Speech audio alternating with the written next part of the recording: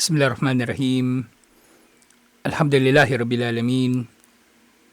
Wassalatu wassalamu ala syarfil anbiya'i wal mursalin. Nabina Muhammadin wa ala alihi wa sahbihi ajma'in. Assalamualaikum warahmatullahi wabarakatuh. So inshallah Rusul wa Risalat.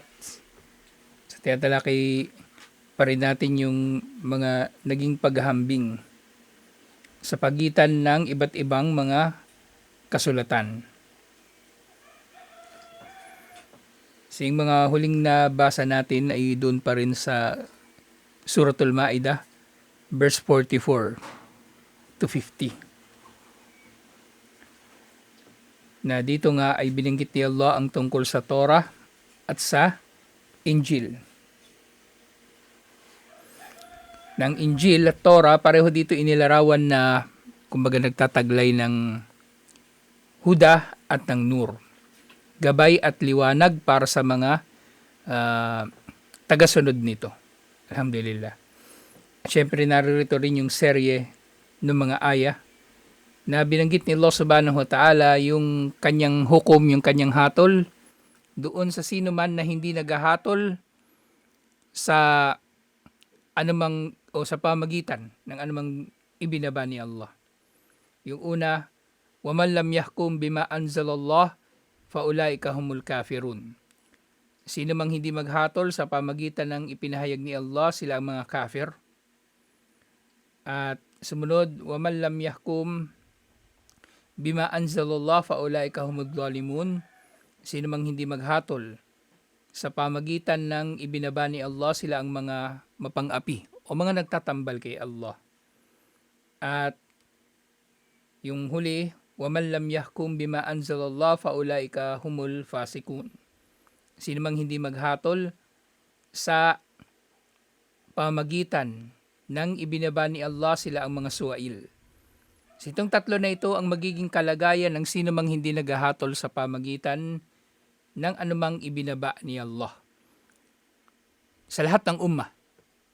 Ito man ay ummah ni Musa alayhis salam o ni Isa alayhis salam, lalong-lalo na ngayon sa panahon natin, sino mang hindi naghahatol sa pamagitan ng ibinaba ni Allah, sila ang mga maaring kafir na nagiging kafir, nagiging musyrik o nagiging mapang-api o nagiging suwail.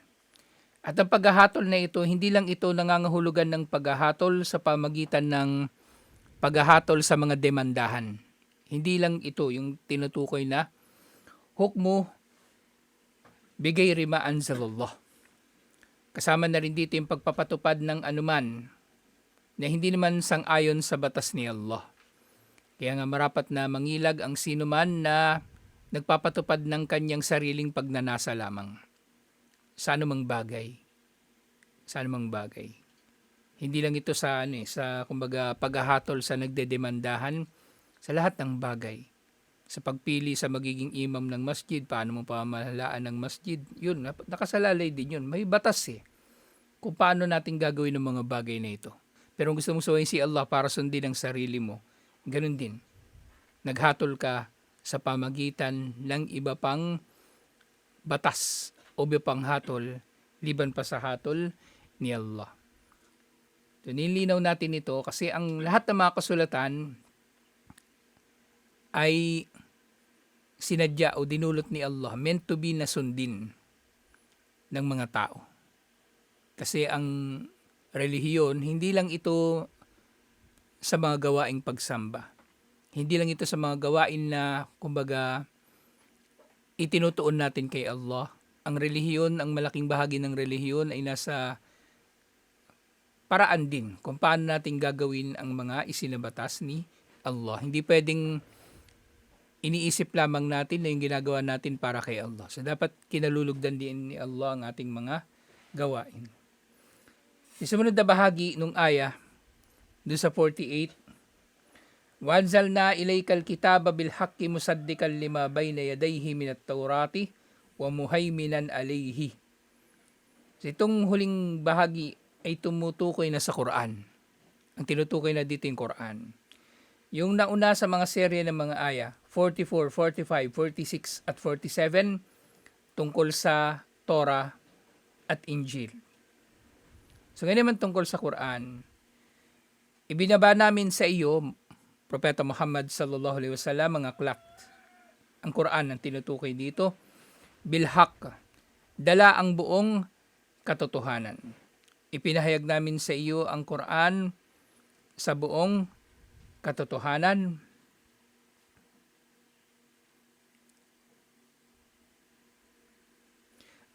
Na ito ay musaddikan lima bayna yadayhi minal kitabi.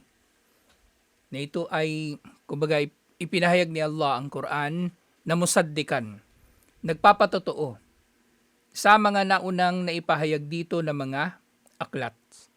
So ang Quran, ang relevance nito, kumbaga, para sa umma na ito, lalong-lalo na, ay para sa lahat. Kasi ang mensahe ni Propeta Muhammad sallallahu alaihi wasallam ay para sa lahat.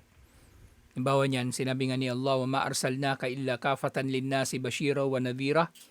Hindi ka namin ipinadala liban na lamang na para sa lahat ng tao ay tagapagbigay ng magandang balita at tagapagbabala.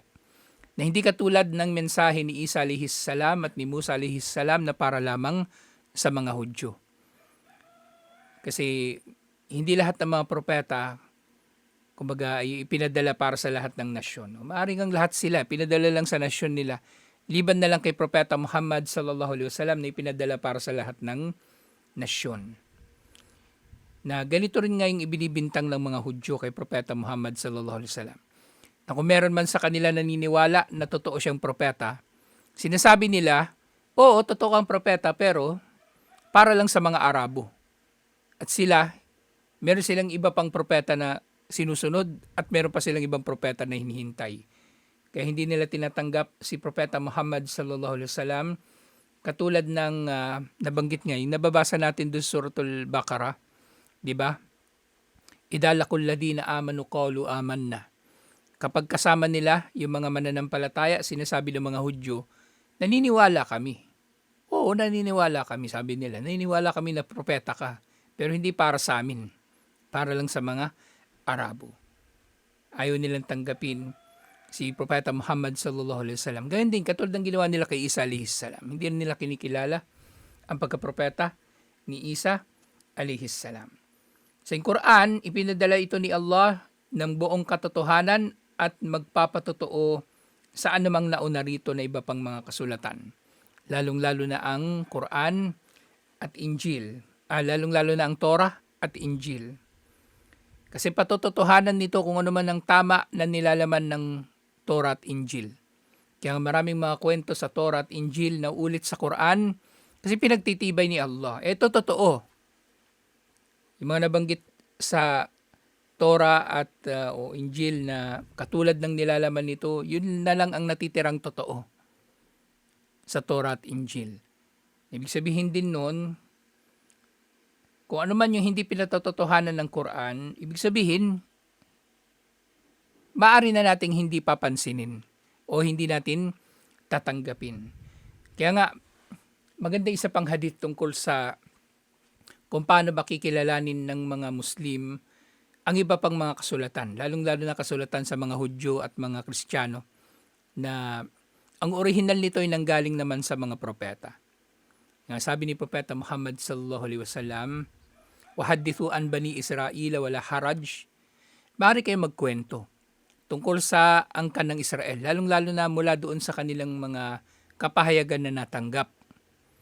Pero, wala tusaddikuhu, wala tukadhibu. Wala tusaddikuhu, wala tukadhibu. Pero wag ninyo itong patototohanan at wag ninyo itong pasisinungalingan. Ibig sabihin, neutral lang ang ating attitude tungkol sa mga kasulatan na natanggap nila o version ng mga kasulatan na natanggap nila kasi hindi naman na ito yung original na mga kasulatan nila. Inulit pa ni Allah yung status ng Quran. So bukod sa tinawag niya itong musaddik, nagpapatotoo, ito rin ay tinawag niya bilang muhaimin. Wa muhaiminun alayhi. Ito ay tinawag niya na kumbaga kasi yung musaddik nagpapatotoo. At yung muhaimin, parang ano kasi muhaimin eh, yung 'di ba may pangalan si Allah? Muhaimin, 'di ba? Ang muhaymin, kung sa konteksto dito ng Quran, sa kanyang relasyon sa iba pang mga naunang mga kasulatan, baga parang saksi. Saksi. Sa sinasaksihan ng Quran kung ano man ang totoo dun sa mga naunang mga kasulatan na hanggang ngayon binabasa ng mga Hudyo at mga Kristiyano. Yan ang pagiging muhaymin ng Quran sa kanila. Kumbaga, musaddikan wa muhaiminan alihi, na ito ay nagpapatotoo at kumbaga sumasaksi tungkol sa anumang tangan nila. Kung tama ba ito, mali. Kaya ngayon pagkahumaling ng mga mangangaral ng Islam sa Biblia, di ba? Na para bang hindi nila kayang ipangaral ang Islam nang wala ang Biblia. Walang pangailangan dito eh. Walang pangailangan. So malino na pagkakamali yun. Kasi narito ng Quran, musaddikan lima bayna yadayhi minal kitab, na nagpapatotoo sa anumang nauna rito na aklat, wa muhaiminan alihi, at saksi sa mga naunang aklat na ito. So baga parang binigyan ka na ni Allah ng mas magandang batayan, pero ginagamit mo pa rin yung lumang batayan. Binigyan ka na ni Allah ng mas mainam na paraan ng pagsukat.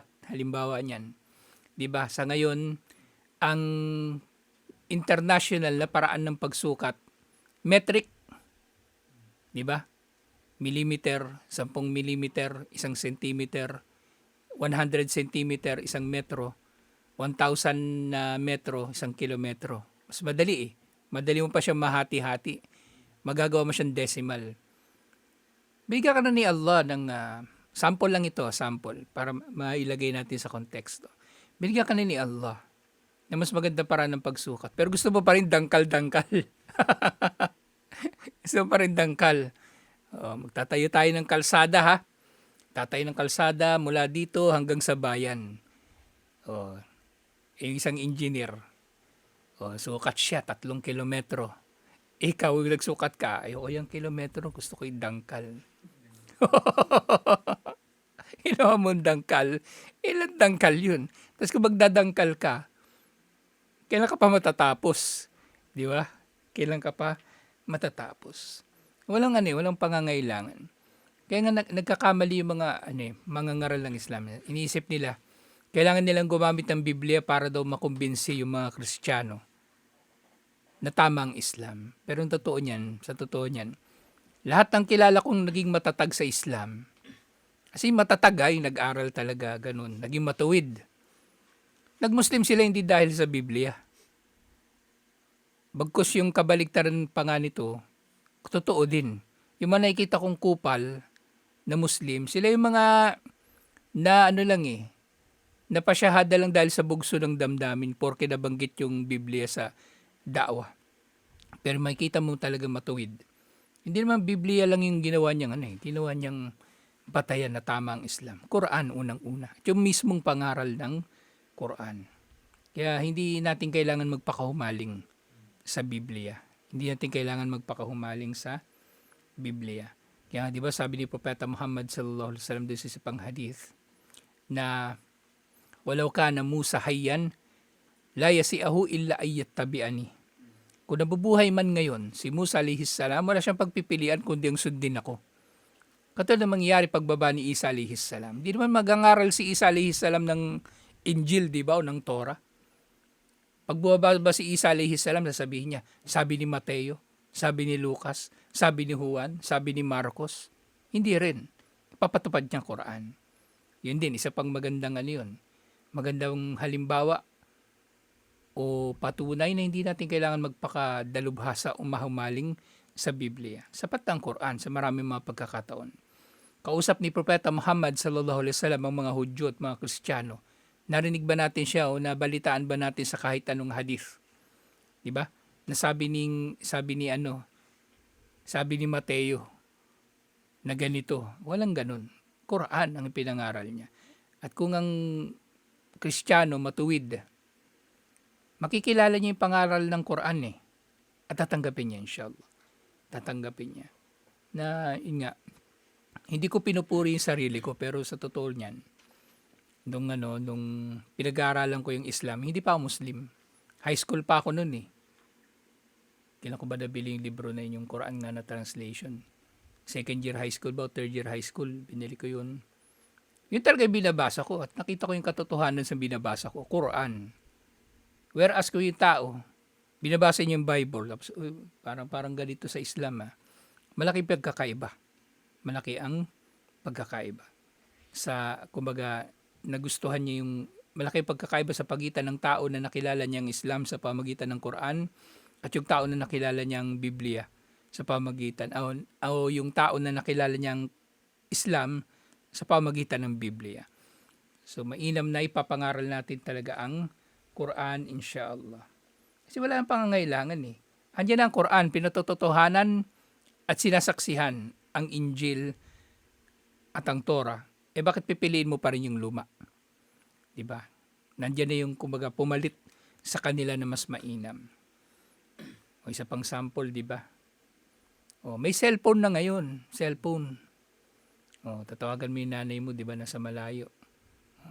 Damputin mo yung cellphone mo, tatawagan mo na. Tigas ng ulo mo. Ayoko yan.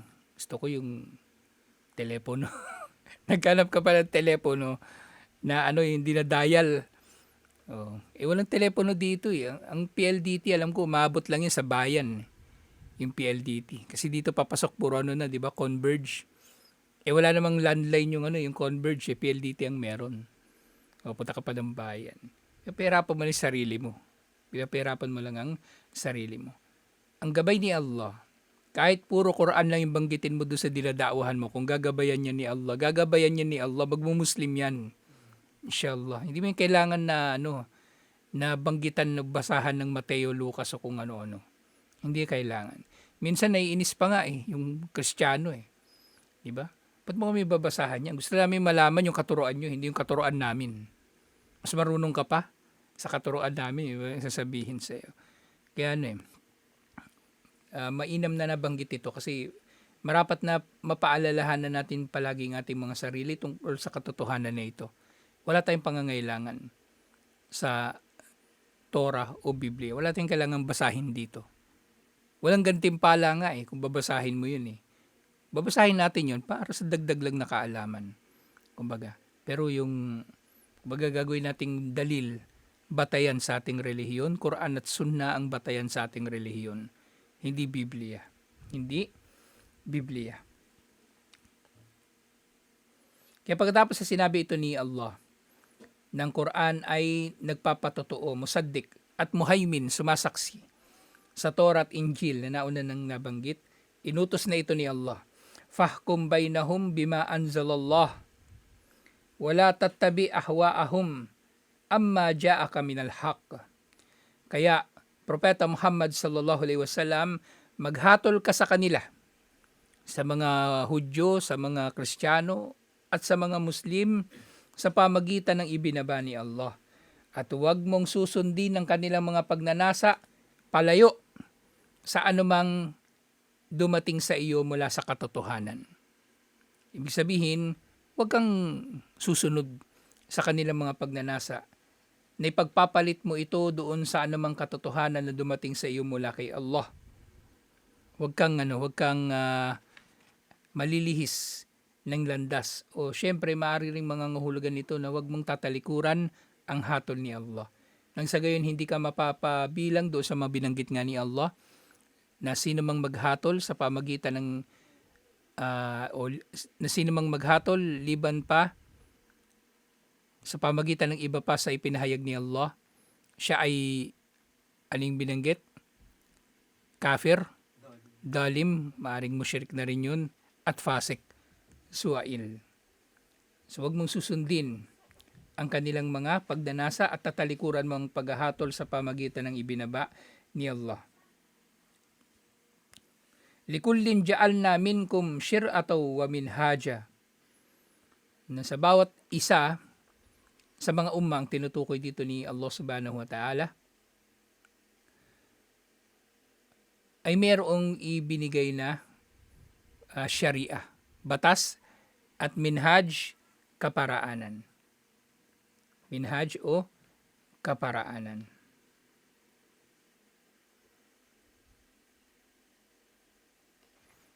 Ititugin na syiratan, syariah yung batas, at minhaja, kaparaanan. Walau sya Allahu, laja'alakum ummataw wahida. Kung ninais lamang ni Allah ay dinulot niya na kayo ay magiging isang umma. Yung mga Hudyo, yung mga Kristiyano, yung mga Muslimi, isang umma lang sila. Pero, walakin, liyabluwakum fima atakum. Pero dinulot ni Allah na kayo ay magkakahiwa-hiwalay upang subukan kayo ni Allah sa pamagitan ng anumang ibinigay niya sa inyo. Yung mga Hudyo, sinusubukan sa pamagitan ng Torah. Yung mga Kristiyano, sinusubukan sa pamagitan ng Injil. At tayo susubukan ni Allah sa pamagitan ng Quran. Kaya bakit pa natin susubukan ng ating mga sarili sa pamagitan ng Biblia? Diba? Hindi naman inatang sa atin yung Biblia. Bakit pa natin papasanin? Bakit pa natin papasanin? Fastabikul khairat. Kaya magunahan kayo sa kabutihan, inshallah. Ilallahi marji'ukum jami'an. Tungo kay Allah ang pagbabalik ninyo lahat-lahat. Fayunabbi'ukum bima kuntum fihi takhtalifun. Na sa pagbabalik natin kay Allah, ipababatid niya sa atin ang anumang ating pinagtatalunan. Wa anihkum bainahum bima anzalallahu wala tattabi ahwaahum. So sabi uli ni Allah kay Propeta Muhammad sallallahu alaihi wasallam, maghatol ka sa kanila ayon sa ibinaba ni Allah at huwag kang susunod sa kanilang mga pagnanasa. Inulit ni Allah. Wahdarhum ayyaftinuka an ba'di ma anzalallahu ilik. At pangilagan mo na maaring tutuksohin kanila na ikaw ay lalayo, lilihis o kikiling palayo sa anumang ipinahayag ni Allah.